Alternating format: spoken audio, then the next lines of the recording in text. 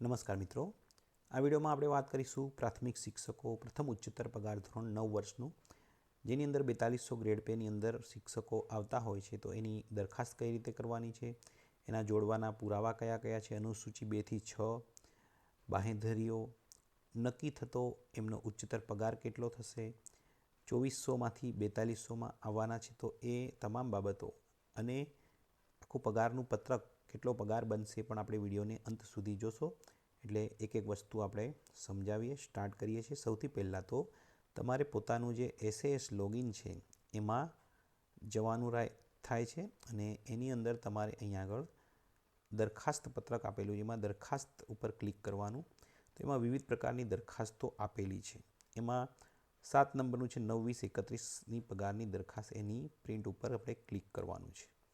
તો આ રીતે આખું દરખાસ્ત પત્રક ખુલી જશે અને એની અંદર આજે આપણે થોડું ઝડપથી જોઈ લઈએ, કારણ કે એ તમારે ડાઉનલોડ થશે, પણ બીજી બધી બાબતો આપણે વિડીયોમાં સમજાવવાની છે. હાલ તમે 5220, 200, 2400ના ગ્રેડમાં ચાલુ છો, તો હવે તમને ઉચ્ચતર મળશે 9 વર્ષનું, એટલે 300, 34,800, 4200 ગ્રેડમાં તમે આવી જશો. એટલે આ દરખાસ્ત તમે ડાઉનલોડ કરીને જોઈ શકશો અને એની જ આપણે વિડીયોની અંદર બધી અલગ અલગ સીટની અંદર વાત કરીએ છીએ, તો તમને જલ્દી ખ્યાલ આવશે.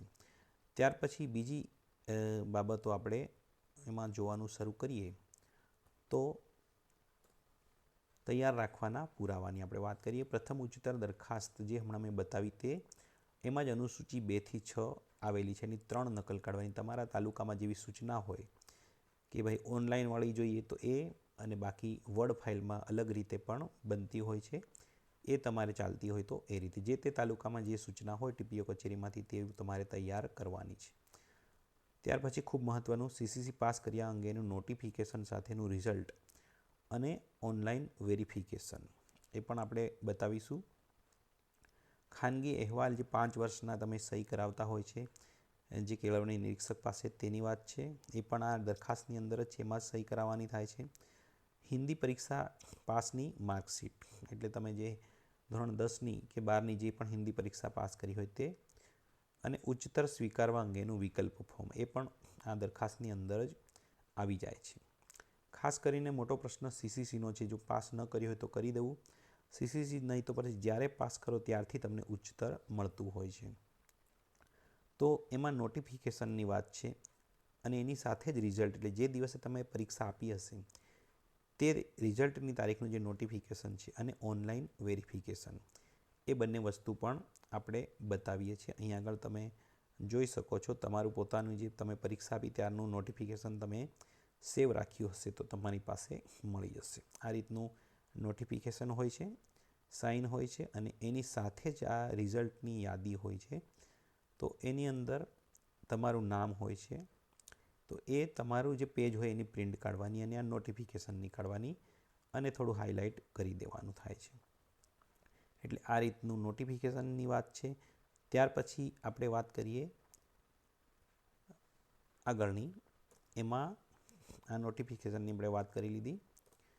ઓનલાઈન વેરિફિકેશન, એટલે તમે જે પરીક્ષા આપી જે તે તારીખમાં, એટલે તમે ઓનલાઈન જે યુનિવર્સિટીમાં કે ફેકલ્ટીમાં પરીક્ષા આપેલી છે, પાસ કરેલી છે, એની વેબસાઇટ પર ઓનલાઈન જઈ અને સર્ચ કરવાનું તમારું જે નંબર, સીટ નંબર છે કે રજિસ્ટ્રેશન નંબર છે, તો તમારું આ રીતે રિઝલ્ટ ત્યાં ખુલશે.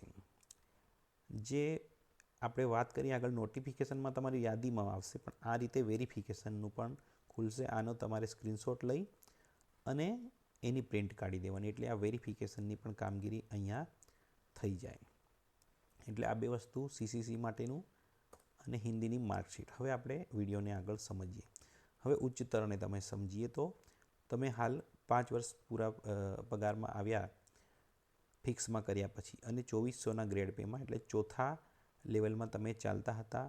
તમને પ્રથમ ઇજાફો મળ્યો 25,500, પછી 26,300, 27,000, 27,900 અને હાલ 28,700માં જો 2017માં લાગેલા હશે તો એમાં તમે ચાલુ હશો હાલ. તો હવે તમને અહીંયાથી સીધું 2400માંથી સીધું 4200નું ગ્રેડ તમને મળશે 9 વર્ષે. એમાં તમારો 35,400 પહેલો જ પગાર તમારો અહીંયા આગળ બેઝિક બતાવેલો નક્કી થશે. એટલે તમારે યાદ રાખવાનું તમારું જે લેવલ છે છઠ્ઠું અને 35,400. હવે એને આપણે સમજવાનો પ્રયત્ન કરીએ. તો અહીં તમે જોઈ શકો છો 4200 ગ્રેડ પેનું બતાવ્યું છે.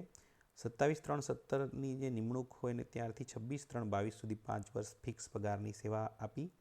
જો કપાત પગાર ન હોય તો આ રીતે થશે. કપાત પગાર હોય તો એટલા દિવસ પાછળ જાય પૂરો પગાર. પૂરા પગારના દિવસે તમને 25,500માં લઈ લીધા. તે વખતે ચોથું લેવલ તમારું મેં આગળ બતાવ્યું એ પ્રમાણે 2400 ગ્રેડમાં ચોથું લેવલમાં ચાલુ હતું.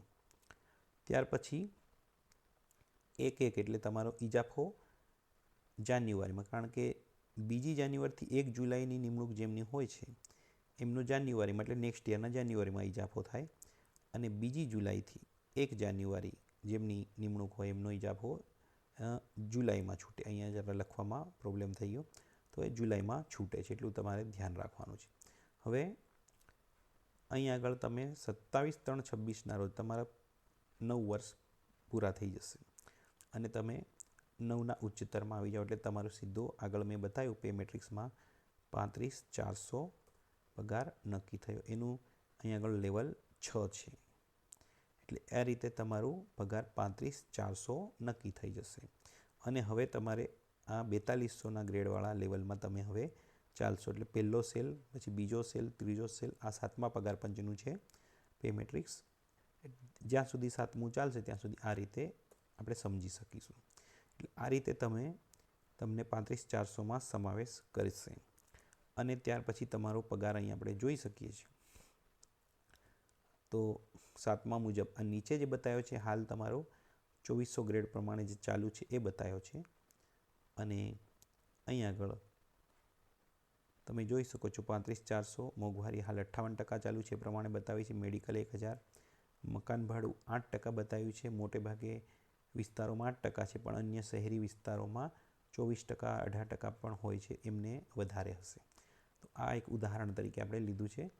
તો આટલો જે પગાર બને છે અહીંને હાલ જે તમારો બને છે 48,000 થી 49,000 અને અહીં 59,000 બનશે. એટલે 10,000 થી 11,000નો એમાં તમને વધારો પ્રથમ ઉચ્ચતર પગાર ધોરણમાં મળે છે, કારણ કે સીધું 2400માંથી 4200માં જાય છે એટલા માટે. ત્યાર પછીના ઉચ્ચતરમાં એટલો બધો ફેર પડતો નથી. એટલે આ રીતે તમે પ્રથમ ઉચ્ચતર પગાર ધોરણની દરખાસ્ત તૈયાર કરો અને આ રીતે તમને ફાયદો થશે. તો વિડીયો આપણે અહીં પૂર્ણ કરીએ છીએ. આના અંતર્ગત કોઈ પ્રશ્ન હોય તો તમે મૂકી શકો છો. ડિસ્ક્રિપ્શનમાં આપણે દરખાસ્ત મૂકીશું, જેથી કરીને કોઈને ડાઉનલોડ કરવી હોય, જો વર્ડ ફાઇલની જે મળે તો આપણે મૂકીશું, તો તમે ડાઉનલોડ કરી શકશો. તો વિડીયો અહીં પૂર્ણ કરીએ છીએ. Thank you very much.